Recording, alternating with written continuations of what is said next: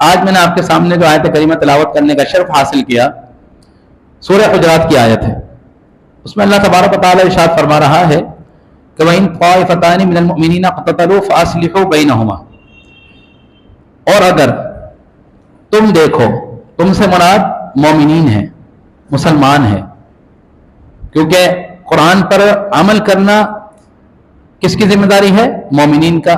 کس کے ذمہ ہے؟ مومنین کے، مسلمانوں کے. جس نے اللہ کا کلمہ پڑھ لیا وہ قرآن پہ عمل کرے گا. تو یہ حکم بھی ہمارے لیے ہیں. ہمارے سے مراد حضور علیہ الصلوۃ والسلام کے زمانے سے لے کر تا قیامت تک آنے والے مسلمانوں کے لیے ہے. کیا؟ وَإِن طَائِفَتَانِ مِنَ الْمُؤْمِنِينَ اقْتَتَلُوا فَأَصْلِحُوا بَيْنَهُمَا. اور اگر جب تم دیکھو دو گروہوں کو آپس میں لڑتے ہوئے، دستوں کے ربا، گتم گتھا، اب تمہاری ذمہ داری کیا ہے؟ تم مومن ہو نا، مسلمان ہونے کا دعویٰ کرتے ہو، ایمان کا غلامی کا پٹا تم نے اپنے گلے میں جب ڈال لیا ہے تو اب تمہاری ذمہ داری بھی ہے. کیا ہے؟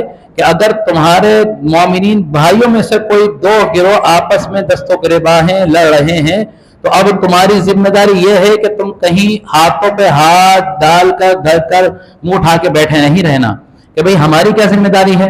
لڑ رہے ہیں، لڑتے تو خود ہی ٹھیک ہو جائے گا، خود ہی جب آپس میں تھک جائیں گے تو خود ہی بیٹھ جائیں گے.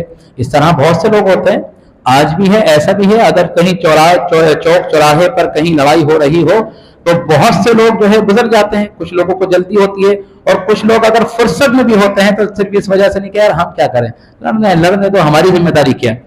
لیکن بحیثیت مسلمان اللہ تبارک و تعالی نے جو آپ کے ذمہ داریاں لگائی ہیں وہ یہ ہیں کہ وَإِن طَائِفَتَانِ مِنَ الْمُؤْمِنِينَ اقْتَتَلُوا فَأَصْلِحُوا بَيْنَهُمَا. کہ اگر مسلمانوں میں سے دو گروہ آپس میں دست و گریباں ہو جائیں، لڑیں، تو تیسرے مسلمان کی ذمہ داری یہ ہے کہ ان کی آپس میں صلح کرائے، صلح کرا دیں، ان کو لڑنے نہ دیں، ہاتھ پہ ہاتھ دھر کر بیٹھے نہ رہیں، بیچ میں کودیں، بیچ میں انصاف کریں. اور اگر فَإِن بَغَتْ إِحْدَاهُمَا عَلَى الْأُخْرَى، اور آپ یہ دیکھتے ہیں کہ آپس میں وہ صلح نہیں کر رہے، بھائی دو فریق میں سے ایک فریق تو حق پر ہوگا نا. کوئی ایک فریق جو ہے ظلم زیادتی کرے گا، کوئی ایک فریق کے ساتھ ناانصافی ہو رہی ہوگی، ایک ظالم ہوگا ایک مظلوم ہوگا. یہ تو دونوں نہیں ہو سکتے کہ دونوں مظلوم ہیں، دونوں حق پر اور دونوں ہی لڑ رہے ہیں. کوئی نہ کوئی تو 19-20 ہوتی ہے.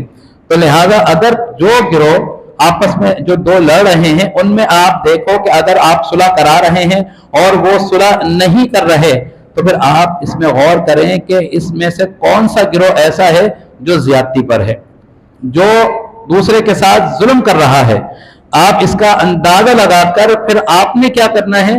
آپ نے مظلوم کا ساتھ دینا ہے، اس والے گروہ کا ساتھ دینا ہے جو حق پر ہو، اور جو مظلوم ہو اس کے ساتھ مل جائیں. اس کے ساتھ ملنے کے بعد اس وقت تک کوشش کرتے رہیں، اس وقت تک لڑتے رہیں کہ جب تک جو ظالم ہے اس کو اپنی غلطی کا احساس نہیں ہو جاتا اور وہ راہ راست پر نہیں آ جاتا. جب وہ راہ راست پر آ جائے تو پھر اب آپ کی ذمہ داری ہے کہ پھر ان دونوں کے ساتھ ان کے معاملات کو عدل اور انصاف کے ساتھ طے کرا دیں اور دونوں میں صلح کرا دیں. یہ کیا حکم ہے اللہ تبارک و تعالیٰ کا مومنین کے لیے کہ دو گروہ آپس میں جب لڑ رہے ہوں. یہی نہیں، اللہ تبارک و تعالیٰ نے یہاں تو دو گروہ کی بات کی، یہاں تک فرما دیا کہ اگر انفرادی طور پر کوئی شخص مسلمان دوسرے مسلمان سے لڑتا ہے تو تیسرے شخص کی یہ ذمہ داری ہے کہ وہ ان دونوں کے درمیان صلح کرا دے. اور وہی قانون نافذ ہوگا کہ اگر کوئی زیادتی کر رہا ہے تو آپ نے مظلوم کا ساتھ دینا ہے اور زیادتی کرنے والے کو سمجھانا ہے جب تک وہ سمجھ نہیں جاتا. جب وہ سمجھ جائے تو پھر آپس میں صلح کرا دو عدل اور انصاف کے ساتھ، کیونکہ اللہ تبارک و تعالیٰ تو عادل ہے اور عدل کو پسند کرتا ہے.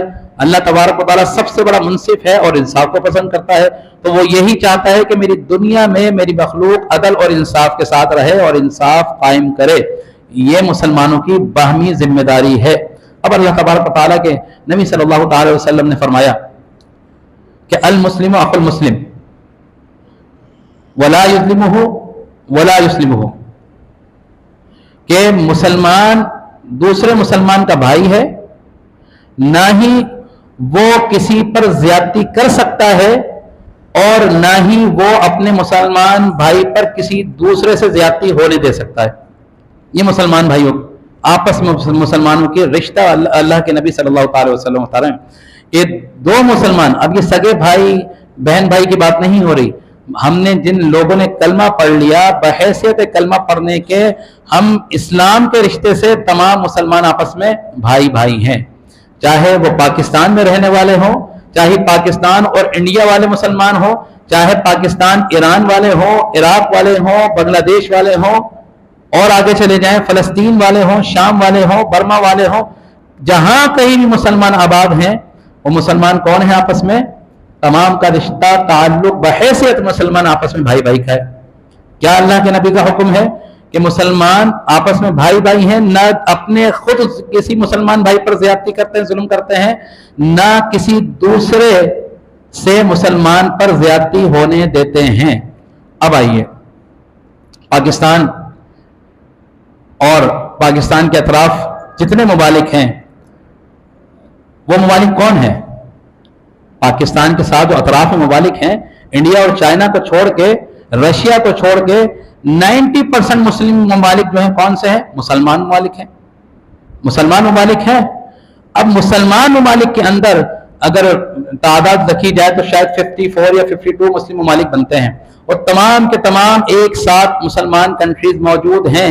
یہ بھی نہیں کہ کوئی امریکہ کے پاس ہو, کوئی ادھر ہو, کوئی ادھر ہو اور تقسیم ہو, لیکن ایسا نہیں. ایران بھی ساتھ ہے, پاکستان بھی ساتھ ہے, بنگلہ دیش بھی ساتھ ہے.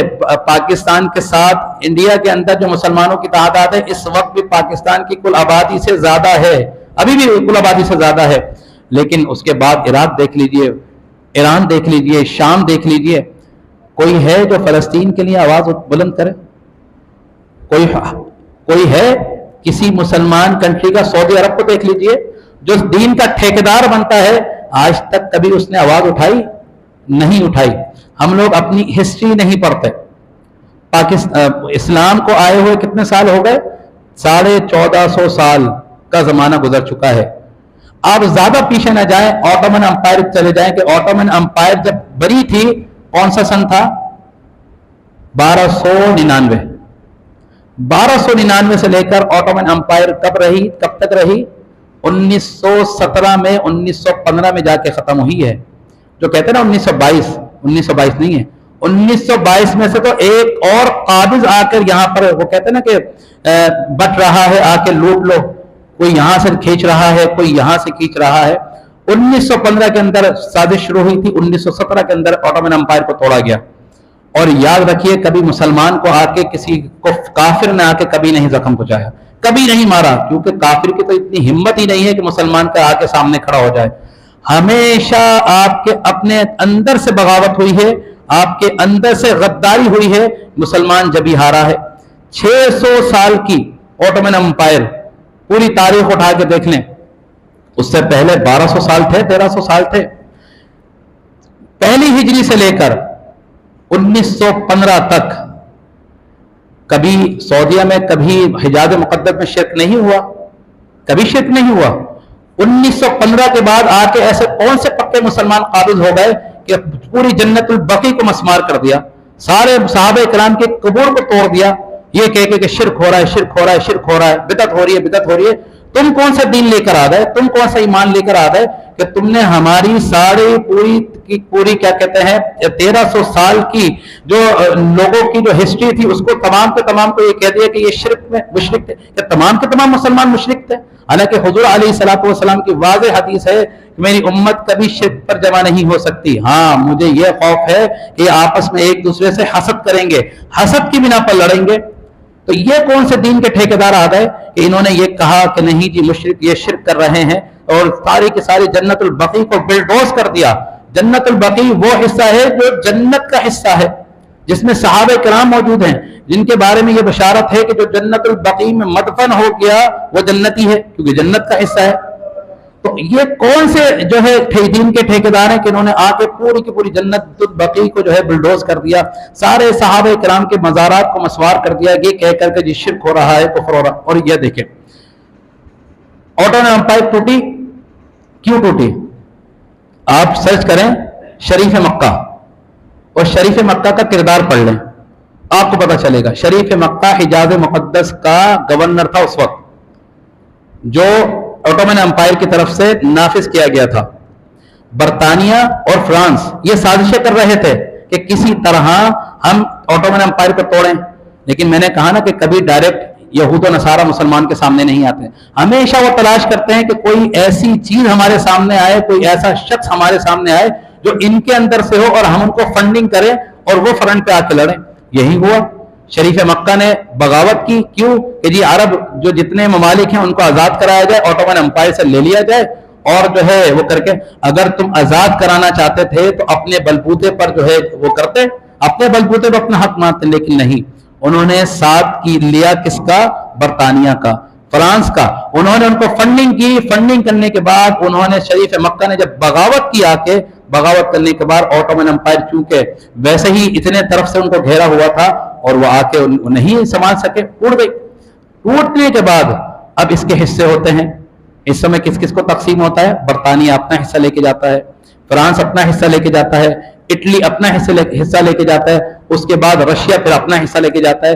تو دیکھنے میں آئے تو رشیا دیکھا جائے، پورا رشیا اور سعودی عربیہ جو آج سعودی عرب ہے، حجاز مقدس دیکھا جائے، عراق ہو گیا اور شام ہو گیا، مصر ہو گیا، یہ تمام کے تمام جو ہے اوٹومن امپائر کا حصہ تھا۔ اتنی بڑی سلطنت تھی، وہاں خلافت چل رہی تھی، مسلمان متحد تھے، یہ فرقہ واریت نہیں تھی، کوئی فرقہ واریت نہیں تھی۔ آپ پڑھیں فرقہ واریت تھی اس سے پہلے؟ کبھی کسی پہ فتویٰ لگا کہ یہ شرک ہے، یہ کفر ہے، یہ اس طرح اس کو نہیں کہنا چاہیے، مزارات پہ نہیں جانا چاہیے، صلاۃ والسلام نہیں پڑھنا چاہیے، پڑھنا چاہیے نہیں، کبھی نہیں لگا۔ یہ ساری کی ساری فیکٹریاں آ کر آباد ہوئی ہیں 1922 میں۔ اب شریف مکہ نے آ کے جب بغاوت کی، اوٹومن امپائر توڑی، کیونکہ سافٹ ٹارگٹ تھا نا شریف مکہ، وہ باتوں میں آ گئے، انہوں نے آ کے جو ہے ان سے فنڈنگ کی، انہوں نے برطانیہ نے اور فرانس نے آ کے ان کو فنڈنگ کر کے مسلمانوں کو جو ہے وہ کروا دیا، تباہ کروا دیا۔ لیکن کیونکہ شریف مکہ بھی ان کا اصل ہدف نہیں تھا، اصل ہدف آتا ہے 1922 میں، جو ان کا پیرول پر کام کرنے والا ہوتا ہے وہ کون ہوتا ہے؟ ابن سعود، جو آج سعودی عرب جس کے نام پر قائم ہے، جس کے نام پر بنا ہوا ہے، وہ ہے ابن سعود۔ اور ابن سعود وہ ہے کہ جو عبد الوہاب نجدی کا داماد ہے۔ آپ اگر ٹانکے جوڑے نا پھر آپ کو پتہ چلے گا کہ کفر اور شرک کی جو فیکٹریاں شروع ہوئی ہیں کہاں سے شروع ہوئی ہیں۔ یہ داماد ہے عبد الوہاب نجدی کا، کہ جس نے آ کر یہ ساری کی ساری تعلیمات جو ہے سر عام کی کہ یہ بھی کفر ہے، یہ بھی شرک ہے، یہ بھی سب بکواس ہے، یہ بھی ہے، یہ جو سلام پڑھنے والا ہے یہ بھی مشرک ہے، یہ جو مزارات پہ جانے والا ہے یہ بھی مشرک ہے، یہ سارا فلاں کافر ہے۔ یہ ساری کی ساری فیکٹریاں یہاں سے آباد ہوئی ہیں۔ تو میں جو بار بار یہ کہتا ہوں کہ یہ جو آپ کے اندر فرقہ واریت جو چل رہی ہے، اگر کسی سے بحث کرو تو سادہ لوگ مسلمان کہتے ہیں کہ یار امریکہ کو کیا پڑی، برطانیہ کو کیا پڑی، رشیا کو کیا پڑی کہ ہمارے اندر آگے مذہب کے درمیان آ کے اس طرح کی باتیں کریں۔ ایسا نہیں ہے، ایسا بالکل نہیں، یہ ہماری خام خیالی ہے، ہم نے کبوتر کی طرح آنکھیں بند کی ہوئی ہیں۔ وہ آپ کے مذہب کو اس ایمان نہیں لائے، لیکن حسد کے اندر نقصان پہنچانے کے لیے سب جانتے ہیں، سب پڑھا ہے کہ کہاں مسلمانوں کی کمزوری ہے، کس طرح مسلمانوں کو قابو کرنا ہے۔ تو آپ یہی دیکھ لیجئے کہ 1915 تک کوئی کفر و شرک نہیں ہوا، کچھ نہیں ہوا۔ اس سے پہلے 1857 میں ہوا تھا کہ انڈیا میں کچھ لوگوں نے آ کے معراج کا انکار کر دیا، دو قومی نظریے کی بلبوتے پر یہ کر دیا، لیکن اس طرح شدت نہیں آئی تھی۔ یہ شدت آئی جب ہے کہ جب حجاز مقدس کا نام تبدیل کر کر سعودی عرب رکھا گیا، اور تمام کی تمام جو ہے اس کو صحابہ کرام کی قبور کو مسمار کر دیا گیا، جنت البقیع کو مسمار کر دیا گیا، اور ہر آدمی کو جو ہے جو ان کے اس کا عقائد کو نہیں مانتا اس کو کافر قرار کے مرتد کر۔ تو وہاں سے جو عقائد شروع ہوئے، تو آج دیکھ لیجئے 80,000 کے قریب پاکستان کے اندر مسلمان مرے، 80,000 کے قریب خود کو حملے ہو رہے، مساجد میں جا کے خود کو حملے، امام بارگاہوں میں جا کے خود کو حملے، مسلمانوں کو مار رہا ہے۔ اس میں اغیار کا یا کفار کا نقصان ہوا؟ نہیں ہوا۔ ہمیں آپس میں لڑا دیا، اور حال کیا ہوا کہ آج فلسطین سینے پر بیٹھ کر مسلمانوں کے درمیان بیٹھ کر مسلمان یا فلسطینی بھائیوں کو مارا جا رہا ہے۔ نہ وہ نماز پڑھ سکتے ہیں، نہ سحری کر سکتے ہیں، نہ افطار کر سکتے ہیں، جہاں افطار کرتے ہیں وہیں آ کے میزائل مار دیا جاتا ہے۔ 50,000 کے قریب اس حالیہ جنگ کے اندر فلسطینیوں کو شہید کیا گیا، 50,000 کے قریب تعداد ہے۔ یہ تو وہ ہیں جو شہید ہو گئے، اور جو اٹیک ہوتا ہے، جو دب جاتے ہیں، کتنے ہی لوگ ایسے ہیں جو ہاتھوں سے ٹانگوں سے معذور کر دیے گئے ہیں۔ لیکن حال یہ ہے کہ مسلمان اتنی بڑی فوج ہے، پاکستان کی اگر لے لی جائے، فلسطین کی اسرائیل کی آبادی کل میں نے کچھ دن پہلے پڑھا تو 6 لاکھ ہے، 6 लाख यहूदियों की आबादी है, पाकिस्तान की फौज पता है कितनी है? 7 लाख। अगर सिर्फ हम ही खड़े हो जाएं तो वो हमारे आगे बोल नहीं सकते, लेकिन हम तो गुलाम हैं, हम तो अगयार के गुलाम हैं। अगर हम बोलेंगे तो IMF हमें कर्जा नहीं देगा, अगर हम नहीं बोलेंगे तो अमेरिका तो हमारा वेंटिलेटर है, अगर हमने कुछ बोला तो वेंटिलेटर हमारा हट जाएगा। जब हमें अल्लाह पे ही खौफ नहीं है तो फिर हम जब दूसरों का खौफ करेंगे तो फिर इसी तरह घुट घुट के मरेंगे। ना हम अपने किसी भाई को बचा सकते हैं, ना किसी बहन को बचा सकते हैं। इसी ही तरह फलस्तीन के मुसलमान भरते रहेंगे वो बैतुल मक़दस के जहां पर मेराज की रात हुजूर अक़दस सल्लल्लाहु अलैहि वसल्लम ने कमोबेश 1.25 लाख अंबिया किराम की इमामत कराई, और जहां से आप मेराज पर जो है तशरीफ फरमा हुए नमाज का तोहफा लेके आए, आज उस बैतुल मक़दस पे अगर वो मस्जिद अक्सा में नमाज पढ़ने जाते हैं तो ये सहीयूनी फौजी जो है वहां जाकर जूतों के साथ जाकर उन पर शेलिंग करते हैं, उनको मारते हैं। लेकिन कोई बदबख्त मुसलमान हुक्मरान कोई नहीं बोलेगा, ना फौजी बोलेगा कोई हाकिम किसी भी मुल्क का, और ना ही पाकिस्तान का या जो है बांग्लादेश का या ईरान का या इराक का, और सबसे बड़ा दीन का ठेकेदार सऊदीया, कभी कुछ बोला उसने? कभी कुछ नहीं बोला। क्यों बोलेंगे? क्योंकि पेरोल पर हैं, कभी नहीं बोलेंगे। तो अल्लाह तबारक व तआला, देखें हिस्ट्री को पढ़ें, हमारी हिस्ट्री क्या कहती है। ये फिरका वारियत जानबूझ के हमें लड़ाने के लिए डाली गई है, इसमें कोई सच्चाई कोई हकीकत नहीं है, कोई हकीकत नहीं है। हिस्ट्री पढ़ें, मुसलमान अपने बच्चों की तामीर करें, तरबियत करें, फिर जब अपने बच्चों की अच्छी तरबियत करेंगे तो इंशाअल्लाह अल्लाह तबारक व तआला फिर इसी उम्मत में सलाहुद्दीन अय्यूबी जैसा हुक्मरान आता फरमाएगा कि सिर्फ उसने कदम रखे बैतुल मक़दस की जमीन पे, उन्होंने ईसाइयों ने लड़ा नहीं, ला के चाबी दे दी कि हम मुसलमानों से लड़ नहीं सकते। तो आज भी अगर हम इत्तेफाक कर लें तो पूरी दुनिया के कुफ्फार और यहूदी मुसलमानों के सामने नहीं आ सकते, बशर्त यह है कि अल्लाह पर कामिल यकीन हो, अल्लाह पर तक़वा हो, ईमान कामिल हो। और ये रमजान ये दर्स भी यही देता है कि अपने ईमान को, अपने जो है इस्लाम को पक्का कीजिए, अपनी तरबियत कीजिए। जब अपने बच्चों की तरबियत करेंगे तो वही बच्चे बड़े होकर मेमार बनेंगे, और इंशाअल्लाह अज़ीज़ फिर हम मुसलमानों के जो है कुफ्फार के सामने खड़े होंगे। अल्लाह तबारक व तआला से दुआ है कि अल्लाह तबारक व तआला हमने जो कुछ भी पढ़ा सुना उस पर जो है यकीन करने की, और अपने सबसे बढ़कर अपने फलस्तीन मुसलमान भाइयों की बदनी तौर पर, माली तौर पर जहां तक हमें हो सकती है उनकी मदद करने की। और कुछ नहीं कर सकते तो उनकी प्रोडक्ट का बाइकाट तो कर सकते हैं, अपने ये पैसे उनकी जेबों में तो नहीं डाल सकते। ये कोल्ड ड्रिंक्स पीकर, ये फला चीजें पीकर उनकी फौज को फंडिंग कर रहे हैं, जो वही उन्हीं पैसों से उन पर मिसाइलें दाग रही है। कम से कम इतना तो कर सकते हैं कि आज से ये अहद कर लें कि ना खुद इसराइली प्रोडक्ट, ना जो है यहूदी और नसारा की प्रोडक्ट इस्तेमाल करेंगे, और ना ही अपने अतराफ व अकनाफ के अपने भाइयों को, अपने बच्चों को इस्तेमाल करने देंगे। और यही सदका जारिया तबलीग का काम है। अल्लाह से दुआ है कि अल्लाह तबारक व तआला हमें सही मानों में इस्लाम की समझ आता फरमाए। आमीन। व आखिर दावा अनिल हम्दुलिल्लाहि रब्बिल आलमीन।